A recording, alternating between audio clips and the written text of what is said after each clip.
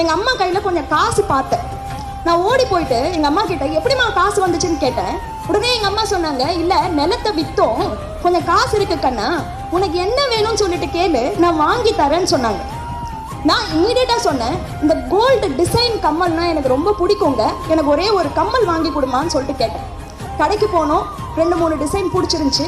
ஒரு டிசைன் பெருசாக பார்த்து நான் வாங்கிக்கிட்டேன். சந்தோஷம், ஃப்ரெண்ட்ஸ் கிட்டலாம் ஷோ ஆஃப் பண்ணேன்.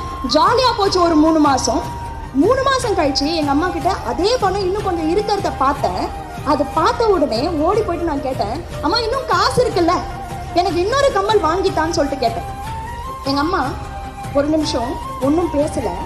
அதுக்கப்புறம் என் கண்ணை அப்படியே குத்துறா மாதிரி பார்த்துட்டு ஒரே ஒரு வார்த்தை கேட்டாங்க, கண்ணா நீ உனக்காக ஆசைப்பட்டது தப்பே கிடையாது, ஆனால் எனக்கு கூட சில ஆசைகள் இருக்குன்னு சொல்லிட்டு நீ என்னைக்காவது யோசிச்சு பார்த்துருக்கியா?